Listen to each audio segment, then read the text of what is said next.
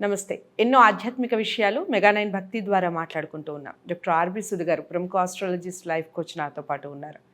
ప్రేక్షకులందరికీ మరొకసారి దసరా శుభాకాంక్షలు తెలియజేస్తూ ఈ విజయదశమి మీ అందరికీ బోలెడన్ని విజయాలు సంపాదించి పెట్టాలని మనస్ఫూర్తిగా కోరుకుంటూ మీ అందరి ఆదరాభిమానాలతో మెగా9 భక్తి మునుముందుకు మరెన్నో మంచి మంచి కార్యక్రమాలు చేయాలని సంకల్పిస్తున్నాం.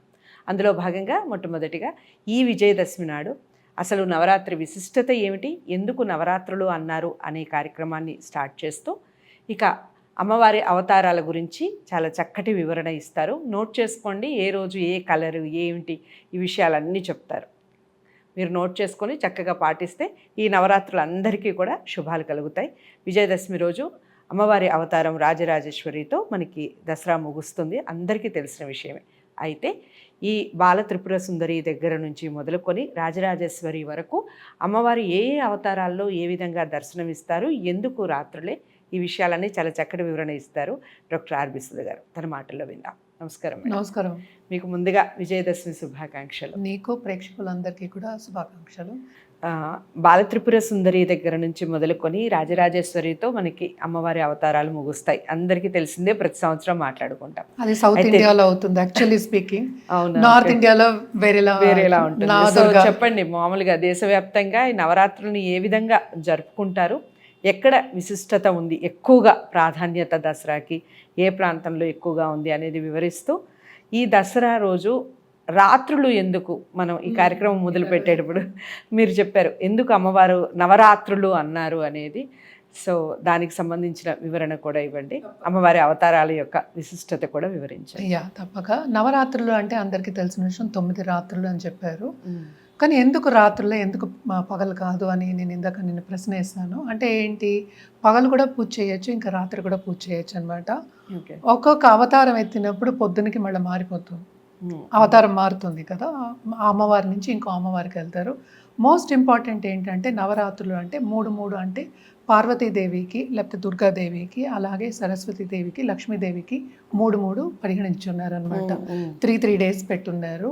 దాంట్లో వాళ్ళ అవతారాలే చెప్తాం. మహాలక్ష్మి అవతారం, అన్నపూర్ణాదేవి అవతారం, ఇవన్నీ చెప్పుకుంటూ వస్తాం. అలాగే మహిషాసుర మర్దిని అంటే రాజరాజేశ్వరి, అలాగే లలితా త్రిపుర సుందరి. సో స్టార్టింగ్ ఇప్పుడు మనం చూసాము అంటే ఇక్కడ విజయవాడ కనకదుర్గ టెంపుల్లో స్టార్టింగ్ ఫస్ట్ స్వర్ణ కవచంతో స్టార్ట్ చేస్తారు కదా ఫస్ట్ డే, తర్వాత బాల త్రిపుర సుందరి. అలాగే మనం నార్త్ ఇండియా మనం చూసామంటే నవదుర్గలు అంటే శైలపుత్రి నుంచి మొదలు. అంటే మోస్ట్ ఇంపార్టెంట్ ఇందులో ఏంటంటే 9 అవతారాలు పార్వతీదేవివి. ఓకే. సో అమ్మవారు అంటేనే శక్తి. ఇప్పుడు శక్తి అనేది ఏంటి, ఇప్పుడు మనం చూసామంటే శివశక్తులు అంటాము. శివుడు శక్తి అంటే ఏంటి, శివుడు మనం చూసాము అంటే కామ్గా కూర్చుని ఉంటాడు, కదిపితే కానీ ఆయన ఆగ్రహం కూడా రాదు ఆయనకి. శివుడికి అదే చెప్తూ ఉంటాం, కొంచెం నీళ్లు పోసినా కూడా ఆయన ఆనందించేస్తారు అని చెప్పేసి. కానీ ఆ మూమెంట్ ఎక్కడ ఉంది, శక్తి దగ్గర ఉంది. ఓకే. సో శివశక్తులు అన్నాం అంటే ఏంటి, 2 ఉండాలి మనకి లైఫ్కి. అంటే అటు పేషెన్స్ ఉండాలి అండ్ ఆల్సో మనకి శక్తి ఉండాలి. ఎప్పుడు ఏం వాడాలో అది వాడాలి. బట్ ఈ నవరాత్రుల గురించి, విశిష్ట గురించి మాట్లాడాలి అంటే మహిషాసుర మర్దిని మనకి తెలుసు, దుర్గాదేవి శక్తి రూపాలు.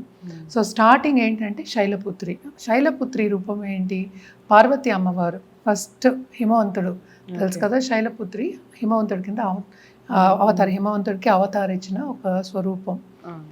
దాని తర్వాత బ్రహ్మచారిణి. ఇవన్నీ ఎందుకు అవతరించారు ఆవిడ, మళ్ళా శివుణ్ణి పెళ్లి చేసుకోవాలి అని. అంటే బ్రహ్మచారిణి. తర్వాత చంద్రగంట, తర్వాత కుష్మాండ, తర్వాత స్కందమాత. ఇవన్నీ అవతారాలు. ఫస్ట్ ఏంటంటే పార్వతీదేవి. ఎందుకని ఫస్ట్ మాట్లాడదాము. శైలపుత్రి ఎందుకు అవతరించారు అసలు అంటే మనకి తెలుసు, సతీదేవి సంగతి అందరికీ తెలుసు. దక్షుడు యజ్ఞం వచ్చినప్పుడు ఆయన తల తీసేసి మళ్ళీ ఒక గోడ్డి పెట్టారని కూడా తెలుసు. ఆ సతీదేవి దక్షుడు కూతురు, దాక్షాయణిని కూడా చెప్పుకుంటూ ఉంటాము. ఆవిడ సతీ అయ్యారు దాంట్లో. అంటే ఎందుకు, హస్బెండ్ని ఎత్తి చూపించారు, పిలవలేదు అంటే అవమానించారు అన్న ఒక దీని మీద, ఆవిడ్ని కూడా అవమానించారన్న దాని మీద సతీ అవుతారు. అంటే ఏంటి, నిప్పులోకి దూకేస్తారనమాట.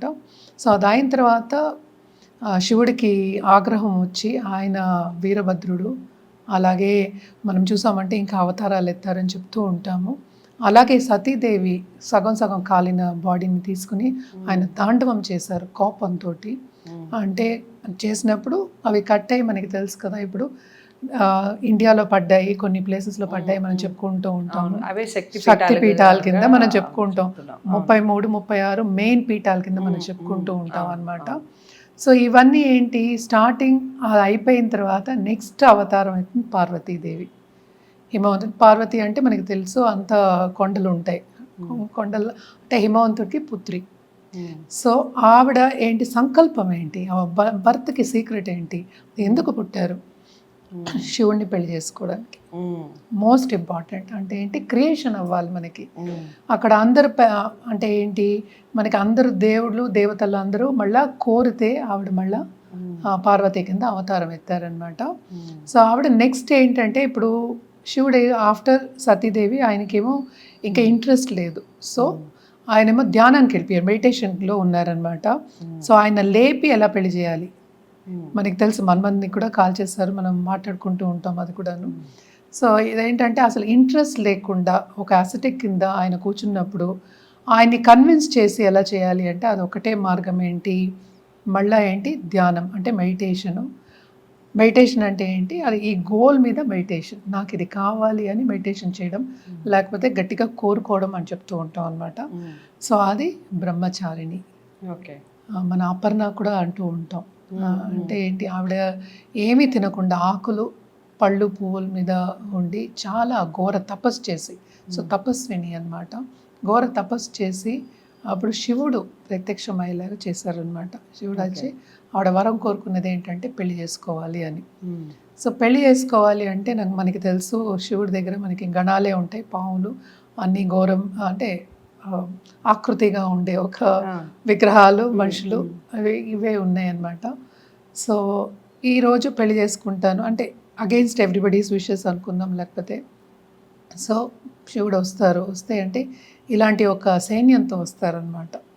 వస్తే అందరూ మూర్చిపోతారు, ఏంటి ఇలాంటి వాళ్ళని కట్టుకుంటావా అంటే, ఒళ్ళంతా మనకి తెలుసు యాష్ ఉంటుంది, విభూది అంటే, తర్వాత ఏంటి ఒక లెట్సే లయన్ స్కిన్ వేసుకోవడము, పావుల్ని ధరించడము, ఏం ఉండదు కదా, అలంకరణ ఏం లేదు, సింపుల్గా జటాధరుడు మనకి తెలుసు. సో ఇవన్నీ చూసి అందరూ మూర్చిపోయి అంటే ఏంటంటే ముందుకెళ్ళడానికి కూడా భయపడేవాళ్ళు. అంటే ఏంటి, మనకి మ్యారేజ్ ప్రొసెషన్లో కూడా ఇప్పుడు బ్రైడ్ గ్రూమ్ వస్తే మనం రమ్మంటాం, ఆహ్వానిస్తాం కదా, సో దానికి భయపడి దూరంగా వెళ్ళిపోతారనమాట. అప్పుడు చంద్రగంట రూపం ఎత్తుతారనమాట పార్వతీదేవి. అంటే ఏంటి, చంద్రుడు గంటంలాగా తల మీద పెట్టుకుని, శిరస్సు మీద పెట్టుకుని చాలా అంటే ఈయన ఎలా ఉన్నారో దానికి ఈక్వల్గా, అంటే అందం కాకుండా ఈక్వల్ రూపం అనమాట. అంటే కొంచెం భయంకరమైన రూపం కింద మనం చెప్పుకుంటూ ఉంటాం చంద్రగంట రూపం. వెళ్ళి శివుణ్ణి మళ్ళీ కోరితే ఆయన ఫామ్ మార్చుకుని అప్పుడు పార్వతీదేవిని పెళ్లి చేసుకోవడం అనేది జరిగిందనమాట. నెక్స్ట్ మనం మాట్లాడుకోవాల్సింది కూష్మాండ మాత. కూష్మాండ అంటేనే మనకి తెలుసు అండం ఉంది అందులో, అంటే ఈ వరల్డ్ అంటే ఏంటి, ఆవిడ చిరునవ్వుతోనే ఈ అండం అంతా సృష్టించింది. నేను అదేగా చెప్పాను, శక్తి అంటేనే మనకి ఏంటంటే మూమెంట్.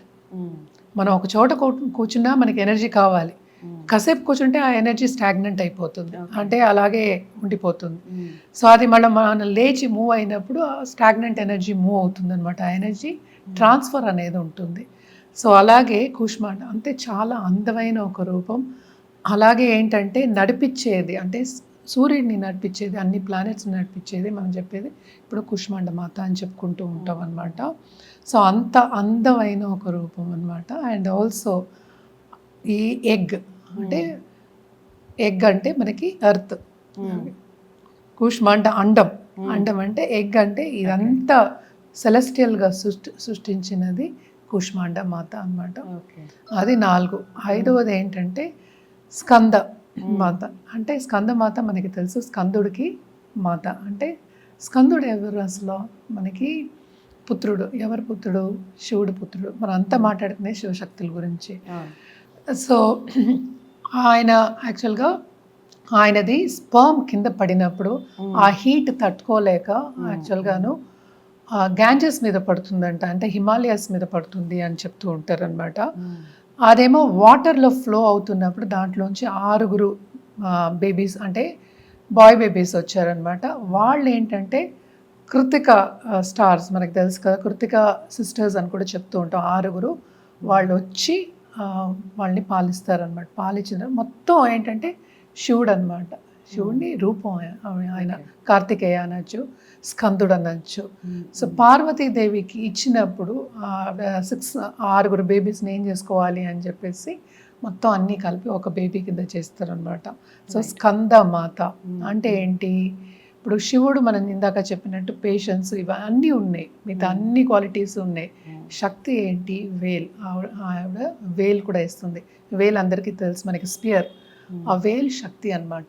ఆయనే ఏంటి మనకి చూసాము అంటే కమాండర్ ఇన్ చీఫ్. మనకి దీంట్లో కూడా ఆస్ట్రాలజీలో మనం చెప్పేది ఏంటంటే మార్స్ కింద మనం చెప్పుకుంటూ ఉంటాం అనమాట. మార్స్ అంటే కుజుడుకి ఏంటంటే మనకి బోత్ అటు ఫ్యామిలీ రావాలి, ఫ్యామిలీ లైఫ్కి కావాలి, అటు అగ్రెషన్కి కావాలి, అంటే కరేజ్కి మనకి కావాలి, అలాగే కమాండర్ అవ్వాలి అంటే ఏదో ఒకటి సాధించాలి లైఫ్లో అంటే కూడా ఆ కరేజ్ అనేది కావాలి, ఆ ధైర్యం అనేది కావాలి అనడానికి ఇది చెప్పుకుంటూ ఉంటాం అనమాట. నెక్స్ట్ మనం మాట్లాడుకునేది కాత్యాయని, తర్వాత కాలరాత్రి, తర్వాత ఏంటంటే మహాగౌరి, దాని తర్వాత మనకి సిద్ధిదాత్రి. వీళ్ళందరూ ఉన్నారు. కాత్యాయని మనం చూసాము అంటే ఉగ్ర రూపం. మనకి తెలుసు మహిషాసురమర్దిని మనం ఎప్పుడు మాట్లాడుకుంటూ ఉంటాము. అంటే దుర్గాదేవి. కాత్యాయని రూపమే ఉగ్ర రూపం అన్నమాట. కాళరాత్రి మళ్ళా కాళికాదేవి. ఓకే. సో ఇవి 2 రూపాలు ఏంటంటే చాలా ఉగ్రం. అంటే మనకి దుర్గా కన్నా కొంచెం ఎక్కువ ఉగ్రం చెప్పేది కాత్యాయని దేవి అని చెప్తాము. ఆవిడే ఏంటంటే ధైర్యంగా వెళ్ళి, అంటే అంతా మనం చూసాము అంటే దేవతల్ని కమాండ్ చేసి, అలాగే ఒక ఆర్మీ, అంటే శక్తి నుంచే కదా అన్నీ అందరూ వచ్చారు, మిగతా శక్తులన్నీ వచ్చాయి అన్నమాట.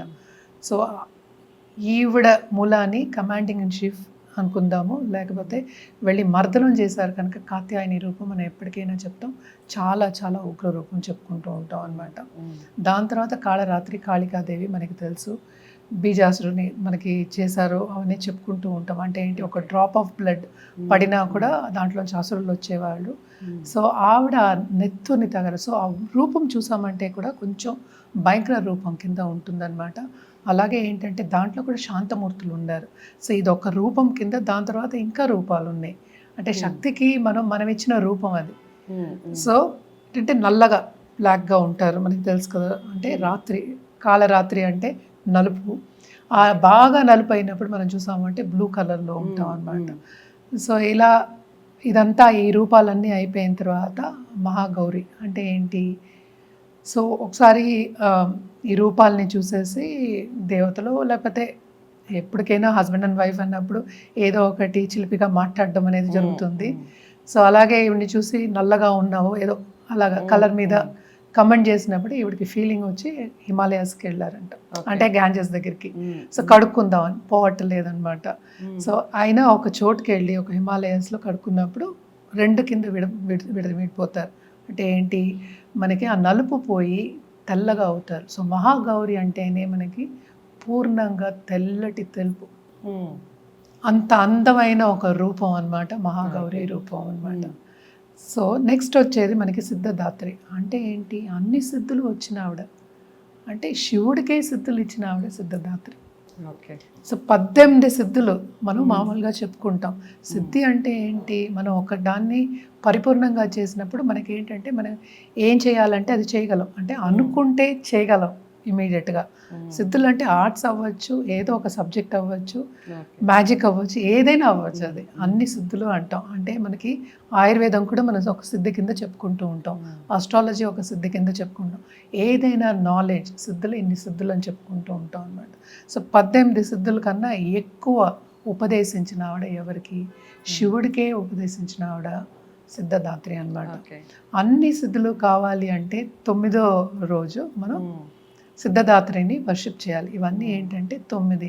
సో నేను ఇందాక చెప్పినట్టు రాత్రి అని నవరాత్రులు ఎందుకన్నారంటే ఒక్కొక్క రూపం మారుతోంది. రాత్రి మార్నింగ్కి వేరే రూపం అవుతుంది అనమాట. సో అలాగే ఒక్కొక్కరికి ఒక్కొక్క ప్రసాదం చెప్పున్నాం, ఒక్కొక్కరికి ఒక్కొక్క కలర్ అసైన్ చేస్తున్నారు. ఇవి నవరాత్రుల్లో కూడా మనం ఇంకేం చేస్తారంటే మన దాండియా ఆడడం, పెద్ద పెద్ద పందలు వేయడము, ఇవన్నీ చేస్తారు. అక్రాస్ ఇండియా ఏంటంటే మనం నవరాత్రులు అనేది మనం జరుపుకుంటూ ఉంటాం. ఎక్కువ ప్రసిద్ధిగా మనం చెప్పేది ఏంటంటే ఎక్కడ శక్తిపీఠం అందులో కాళీ పీఠం ఉన్నది అంటే కలకత్తా, వెస్ట్ బెంగాల్ మనం ఎక్కువ చెప్పుకుంటాం. ఈ కాలంలో అన్ని చోట్ల చేస్తున్నారు.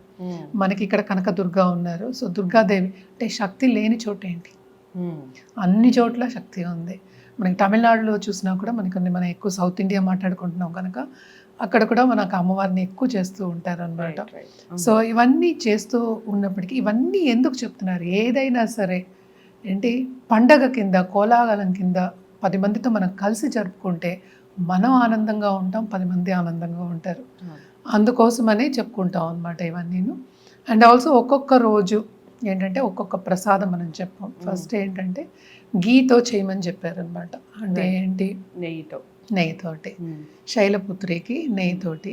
నెక్స్ట్ ఏంటంటే షుగర్, ఏదైనా పర్లేదు. తర్వాత తీపి, అంటే ప్రసాదం అంటేనే ఎక్కువ మనం తీపి పెట్టుకుంటాం. సో హనీ చెప్పుకున్నారు. తర్వాత ఏంటంటే నువ్వులు, తర్వాత శనగలు, తర్వాత ఏంటంటే పాలు, పళ్ళు, స్కందమాతకి ఎక్కువ పూలు పళ్ళు అన్నీ ఏంటంటే విధమైన పళ్ళు పెట్టమని చెప్తూ ఉంటారు. ఇవన్నీ ఎందుకు చెప్తున్నాము అంటే ఇట్ ఈస్ బికాస్ మనకి నేచర్ ఏమిస్తుందో మన నేచర్కి ఫస్ట్ దగ్గరగా అవ్వాలి. అంటే నేచర్ కూడా శక్తియే. పుట్టించడం క్రియేటివ్ ఫోర్స్ ఎవరికి ఉంది, పుట్టించే వాళ్ళకే ఉంటుంది. అందుకని భూమాత అంటూ ఉంటాం. సో అలాగే 10వ రోజు మనం 9 మాట్లాడుకున్నాము. 10వ రోజు యాక్చువల్గా దుర్గాదేవి మహిషాసురమర్దిని. మనం చూసామంటే కూడా పుల్లులు వస్తూ ఉంటాయి, చాలామంది దాండియా ఆడుతూ ఉంటారు. అండ్ ఆల్సో మనం ఇంకోటి మర్చిపోకూడదు, ఆ రోజే మనకి రాముల వారు రావణాసురుని వధించిన రోజు అంటూ ఉంటాం. సో ఢిల్లీలో పెద్దగా విగ్రహాలు పెట్టేసి కాల్చడం అనేది జరుగుతుంది. ఇదంతా ఎందుకు చెప్పుకుంటున్నాం, ఎప్పటికైనా మనం మూవీస్లో కూడా మనం చూసాము అంటే ఎవరైనా చెడు చేసిన వాడిని కొడితే మనం ఆనందిస్తాం. రైట్.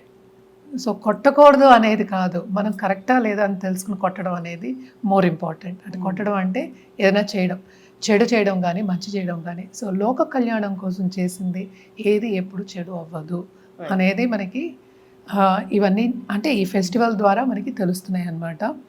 అండ్ ఆల్సో ఏంటంటే రాముల వారు, నేను చెప్పినట్టు రాముల వారికి కూడా అది అయోధ్యకు వచ్చిన రోజు కూడా మనకి చెప్పుకుంటూ ఉంటారు. పట్టాభిషేకం చేసిన రోజు అని కూడా చెప్పుకుంటూ ఉంటారు అనమాట. సో విజయదశమికి అంత ప్రాధాన్యం ఉంది. అంటే ఏంటి, ఆ రోజు ఏదైనా మనం మొదలెడితే అది ఎప్పటికైనా విజయమే. ఆ దశమి రోజు వచ్చింది కదా, పూర్ణతిథి అయింది ఆ రోజు. అండ్ ఆల్సో విజయదశమి రోజు మనం ముహూర్తాలు చూసుకోగలి, మిగతా తారాబలాలు ఏమి చూసుకోగలేదని చెప్తూ ఉంటాం. ఏది మొదలుపెట్టినా విజయం. కానీ ఇక్కడ మోస్ట్ ఇంపార్టెంట్ ఏంటంటే మనం చేయగలము అని మొదలెట్టాలి. ధైర్యంతో ఏది మొదలెట్టినా జరుగుతుంది. అంటే ఏంటి, మనం మహిషాసురమర్దిని అంటే మన దేవి పురాణంలో చూసినా కూడా అంతే కదా. సో ఎందుకో ఇవన్నీ చెప్పుకున్నామంటే బ్రహ్మదేవుడిని అడిగాడు ఆయన, అందరినీ అడిగాడు, అంటే అందరినీ నెగ్లెక్ట్ అంటే తీసేశాడు, కానీ ఒక ఆడదాన్ని మాత్రం అడగలేదన్నమాట. అంటే వీళ్ళతోటి నాకు మృత్యు రాకూడదు అని, వీళ్ళు ఎవరు నన్ను ఓడించకూడదు అని వరం కోరాడు మహిషాసురుడు. కానీ ఆడదాన్ని మాత్రం అలాగే ఉంచేశారు. సో అందుకోసమని శక్తి అంటే దేవతల నుంచే ఆ ఎనర్జీ శక్తి రూపమే పార్వతీదేవి నుంచి కూడా అయి మనకి శక్తి దుర్గాదేవి అవతారం. ఈ దుర్గాదేవి అవతారం ఎలా వచ్చింది అనేది నవరాత్రులు అనమాట. అంటే ఎలా వచ్చింది మనకి అంటే ఇది ఒక పురాణంలో ఉన్న ఒక కథే మనం చెప్పుకున్నాం అనమాట.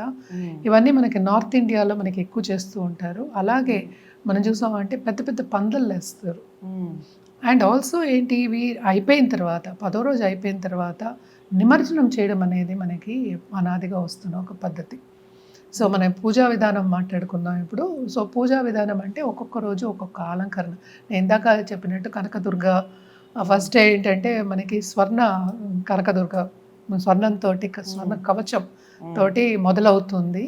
దాని తర్వాత బాల త్రిపుర సుందరి, దాని తర్వాత అన్నపూర్ణ గాయత్రీదేవి, తర్వాత అన్నపూర్ణాదేవి, దాని తర్వాత మనకేమో త్రిపుర సుందరి వస్తారు, లాస్ట్కి మన రాజరాజేశ్వరి వస్తారు. అంటే ఏంటి, మహాలక్ష్మి ఉన్నారు మధ్యలో, కాత్యాయని ఉన్నారు, సో దుర్గాదేవి ఉన్నారు. అంటే ఏంటి మనకి లక్ష్మి, సరస్వతి, పార్వతి. కానీ ఇక్కడ ఫస్ట్ ఏంటంటే మనకి ఎప్పటికైనా చెప్పుకునే విధానం ఏంటంటే ఫస్ట్ మనకేంటంటే పార్వతీదేవి, దాని తర్వాత సరస్వతి, తర్వాత లక్ష్మి చెప్పుకుంటారు. సో 3 రోజులు. లాస్ట్లో మనకి రాజరాజేశ్వరి. అందరికన్నా ఎక్కువ ఏంటంటే త్రిపుర సుందరి. అంటే భువనేశ్వరి మనం చెప్పుకోవచ్చు. ఎన్నో అన్ని పేర్లే సో ఒక్కొక్క ప్రాంతంలో ఒక్కొక్క విధానం డిఫరెంట్ ఉంటుంది. అలాగే మనం చూసాము అంటే తమిళనాడులో అంటే మనకి చెన్నై కానీ అటు కింద ప్రదేశంలో గొలువ పెడతారు. అవును, ఇన్ని స్టెప్స్ తోటి గొలువ పెట్టాలి అంటారు అనమాట. ఆ గొలువ కొన్ని ప్రాంతాల్లో దీపావళికి పెడతారు. మనం దీపావళికి పెట్టుకుంటాం, కానీ తమిళనాడు నేను అక్కడే కదా, సో ఈ టైంలో వాళ్ళు గొలువ పెట్టుకుంటారు అనమాట. సో వాళ్ళకి ఆల్రెడీ గొలువుకని ఒక విడిగా ఒక షాపులు ఉంటాయి అనమాట. వాళ్ళ దగ్గర నుంచి తెచ్చుకొని ఇన్ని బొమ్మలన్నీ పెట్టుకుంటారు. దశావతారాలు పెట్టుకుంటారు, సో ఈ నవదుర్గాలు పెట్టుకుంటారు. చాలా బాగుంటుంది, కోలాహలంగా ఉంటుంది. మోస్ట్ ఇంపార్టెంట్ ఇవన్నిటికీ ఏంటంటే మన పూజలు చేసేది పొద్దున చేయొచ్చు, సాయంత్రం కూడా చేసుకోవచ్చు. దేవి పూజలు ఎప్పుడైనా చేసుకోవచ్చు. తాంత్రికంగా కూడా ఎక్కువ దేవి పూజలు శివుడికి కూడా ఈవినింగ్ రాత్రి చేస్తారు. దుర్గాదేవికి కానీ కొన్ని ఉగ్ర రూపాలకి రాత్రి చేయడం, సాయంత్రం చేయడం, అంటే పొద్దుపోయిన తర్వాత సంధ్యావేళ తర్వాత చేయడం అనేది ఆన్మాయితీగా వస్తుంది. సో ఇవన్నీ ఏంటంటే మనకి మోస్ట్ ఇంపార్టెంట్. ఇవన్నీ చేసుకున్నాము, మనం నలుగురితో కలిసాము, అలాగే నేచర్కి దగ్గర అయ్యాము, పాజిటివ్గా నలుగురితో ఉందాం. అంటే ఏంటి, 4 మంచి మాటలు మాట్లాడుకుందాము, నలుగురితో మంచిగా ఉందాము, అలాగే ఇచ్చిపుచ్చుకుందాం అనేది. అదొకటి కాకుండాను మనకి దాండియా కూడా చాలా ఫేమస్ కదా. సో కృష్ణుడు కూడా మనకి ఇందులో వస్తున్నాడు అనమాట. సో విజయదశమి అనేది అంత ప్రాధాన్యం. ఆయన కూడా గెలిచింది కూడా మనం ఇప్పుడు చెప్పుకుంటాం విజయదశమి రోజు అని చెప్పుకుంటాం. ఎస్పెషల్లీ జాంబవంతుడు అనుకుంటాను, నాకు కరెక్ట్గా అది తెలియదు, కానీ ఎక్కువ నేను కూడా శక్తి పూజలు, దేవి పూజలు చేస్తాను కనుక. సో ఏంటంటే కృష్ణుడు కూడా ఇలాగ దాండియా ఆడడం అనేది కూడా వెరీ ఇంపార్టెంట్. దాంట్లో కాంపిటీషన్ పెట్టుకుంటారు, అంటే ఏజ్డ్ మహిళలు కూడా వచ్చి డాన్స్ చేయడం, కోలాహలంగా. అంటే ఏంటి, డ్రెస్సెస్ కూడా డిఫరెంట్గా వేసుకోవడం, ఒక్కొక్క రోజు ఒక్కొక్క కలర్ వేసుకోవడము, ఇవన్నీ జరుగుతూ ఉంటాయి అన్నమాట. సో లాస్ట్ రోజున ఆరెంజ్ వేసుకోవడం, అంటే లాస్ట్ రోజు అన్ని అంటే మనకి 10th డే, మనం 9th డే వరకు మాట్లాడుకున్నాము. 10th డే ఎక్కువ మనం పింక్ చెప్పుకుంటాం, ఎందుకంటే అందరినీ మనం చేర్చుకోవడం, అంటే అంత లవ్కి కూడా మనం పింక్ చెప్పుకుంటాం, ఎఫెక్షన్కి చెప్పుకుంటాం.